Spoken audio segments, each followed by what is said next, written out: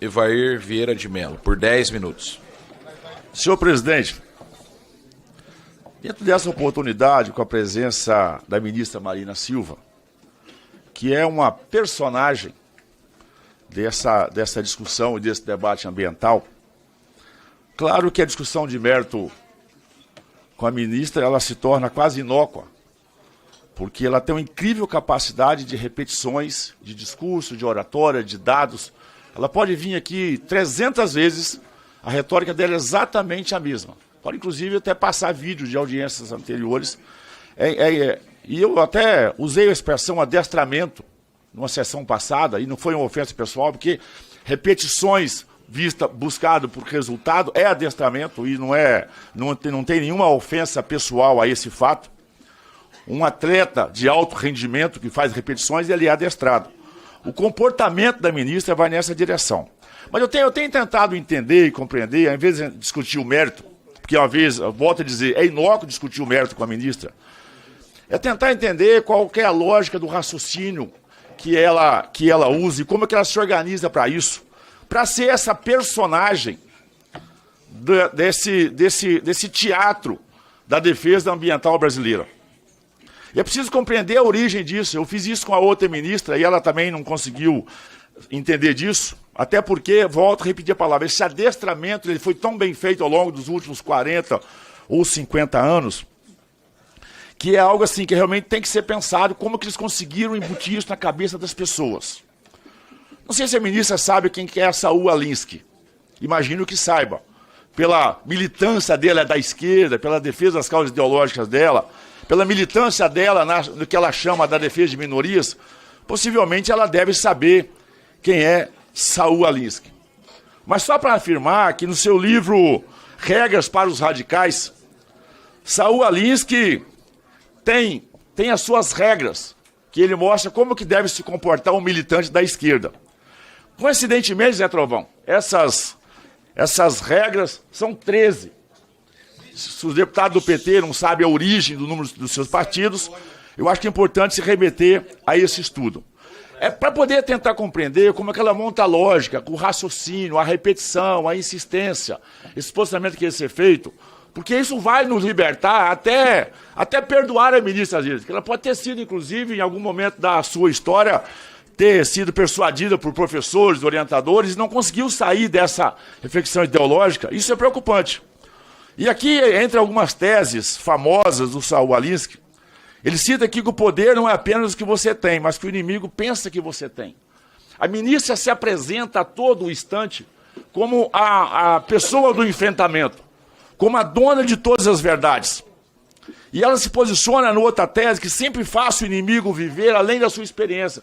Percebe como que ela sai da reflexão, como que ela sai do debate, volta na primeira vírgula e já implanta a sua tese. Usa uma outra coisa extremamente importante, ela mantém a pressão o tempo todo.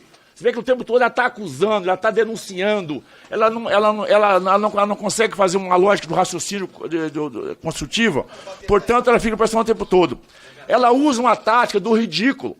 Percebe como que ela auto se protege, o que não é do campo dela, tudo é ridículo. Tudo é do outro lado para lá.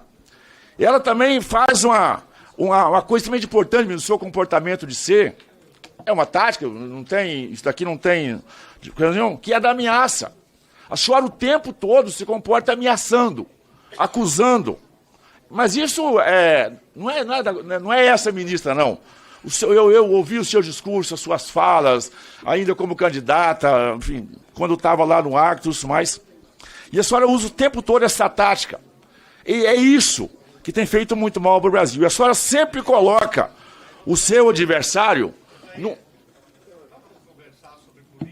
Eu estou conversando sobre política.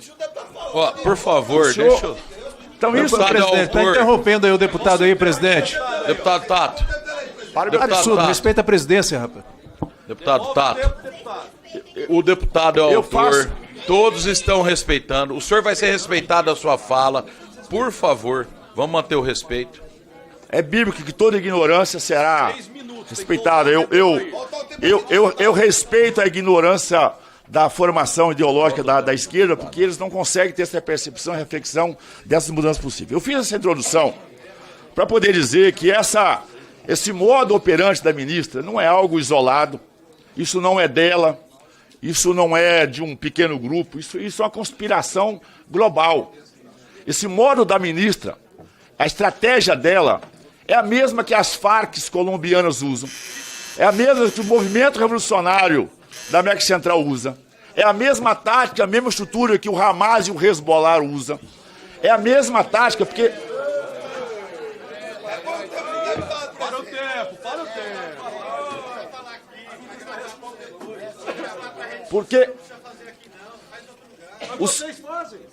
É aqui que vocês fazem, os videozinhos de vocês.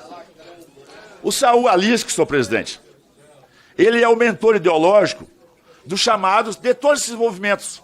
Inclusive a esquerda retrógrada europeia. Essa que o Macron faz parte, inclusive.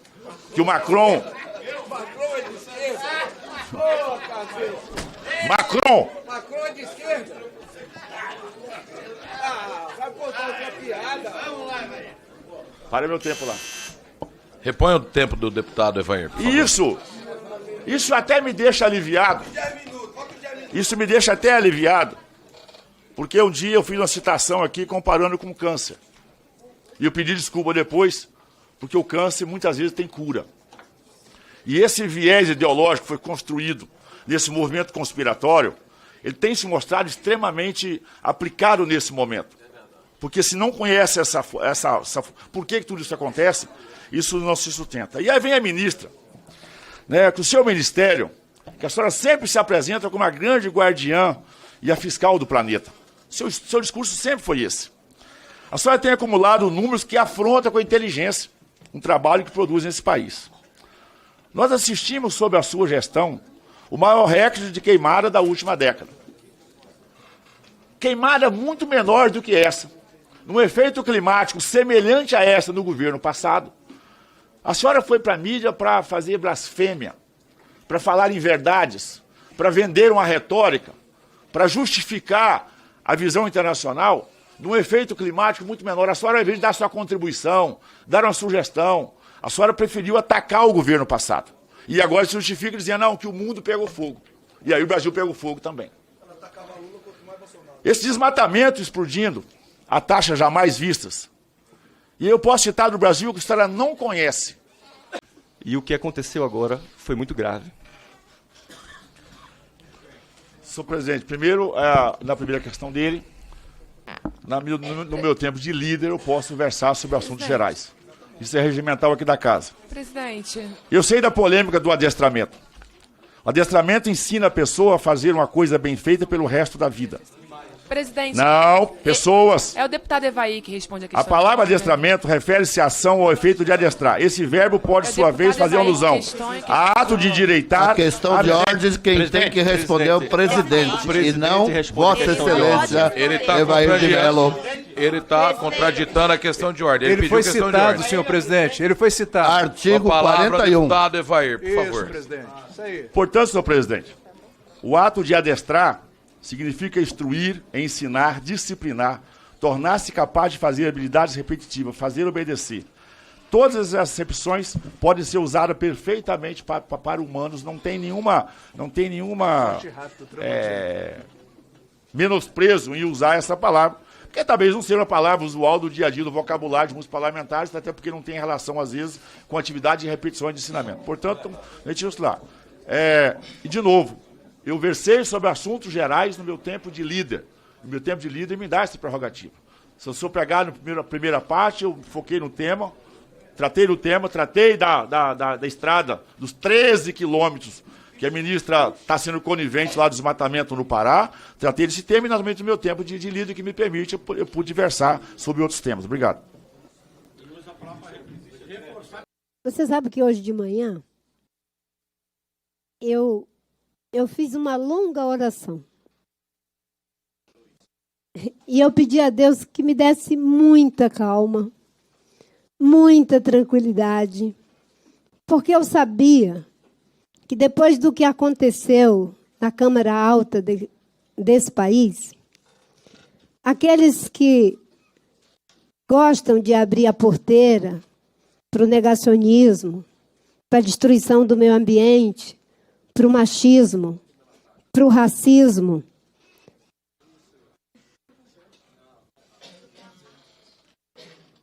Por favor, eu peço silêncio aqui, a ministra está falando, a palavra dela é direito dela. Depois do que aconteceu ali, as pessoas iam achar muito normal fazer o que está acontecendo aqui no nível piorado. Piorado. Mas acho que Deus me ouviu. E eu estou em paz. Eu estou em paz porque tem uma palavra que eu repito sempre, que eu aprendi com o apóstolo Paulo, pastor, que diz o seguinte: é preferível sofrer a injustiça do que praticar uma injustiça. E eu prefiro sofrer injustiças do que praticá-las. Porque quando você pratica uma injustiça, pode ter certeza que um dia a reparação virá. Virá. Quando você é injustiçado, a justiça virá. Então, isso é o que me conforta. E eu queria dizer, deputado, que eu não vou entrar aqui no debate com o senhor sobre análise de discurso. Eu estudei pessoas que fazem isso incomparavelmente melhor do que qualquer um de nós que esteja nessa sala. Quanto mais. Eu aprendi com um psicanalista chamado Lacan um pouquinho do que significa análise de discurso. Mas eu aprendi também com outro psicanalista chamado Ricardo Goldenberg, argentino. E foi em cima do que ele escreveu no livro chamado Psicanálise Política. Mas ele também escreveu um outro livro bastante instigante, dizendo por que negar a psicanálise aos hipócritas. É muito interessante os livros do Ricardo Goldenberg. E ele diz uma coisa, que é o seguinte. Eu já falei isso da outra vez aqui. Você não se revela naquilo que o outro diz de você. Você não se revela naquilo que você diz de si mesmo. Você se revela é quando você se refere ao outro. E Vossa Excelência se revelou. Para quem entende o que eu estou dizendo, sabe em que Vossa Excelência se revelou na análise de discurso que o senhor supostamente fez de mim. Quanto às questões que Vossa Excelência falou, nunca foi no município de Apuí. São mais de 5.000 municípios no nosso país. De fato, eu não andei em todos eles, mas andei em grande parte deles, até porque fui candidata à presidência da República por 3 vezes. E tive a oportunidade de conhecer bastante a Amazônia. Mas eu poderia perguntar, aqueles que me acusam, quantos empregos geraram no município de Apuí? Eu acabo de fazer uma licitação, está ali o presidente do Serviço Florestal Brasileiro, em que, no município de Apuí, para manejo sustentável, feito de forma correta, com tecnologia, com carteira assinada, preservando a floresta, nós fizemos uma concessão florestal de mais de 400.000 hectares. Vamos gerar mais de 900 empregos diretos. Vamos arrecadar por ano mais de 32 milhões em benefício do município de Apuí. Eu sou uma pessoa que faz política, hoje muito mais, pode ter certeza, como ideal, do que qualquer outra coisa. Eu sou uma mulher de 67 anos. Deus já foi muito generoso comigo, muito mesmo, de estar aqui. Uma pessoa que teve 3 hepatites, 5 malária, uma leishmaniose, uma contaminação por metais pesados, analfabeta até os 16 anos. Estar aqui é muita generosidade de Deus e do povo brasileiro e da educação. Que eu peguei com toda a força, para ser a fresta pela qual eu ia passar. E eu passei por essa fresta, vim bater nesse Congresso Nacional e tive experiências que são muito contraditórias. Essa hoje aqui com Vossa Excelência, mas as experiências que eu tive com Darcy Ribeiro, as experiências que eu tive com Pedro Simon, as experiências que eu tive com Arthur da Távola, as experiências que eu tive até com aqueles com os quais eu divergia, Antônio Carlos Magalhães, Jader Barbalho e tantos outros, me ensinaram a como se é um parlamentar. E é com essa experiência que eu estou aqui hoje, também como ministra de Estado, porque também sou deputada federal. Quanto a ser eleita por São Paulo, é uma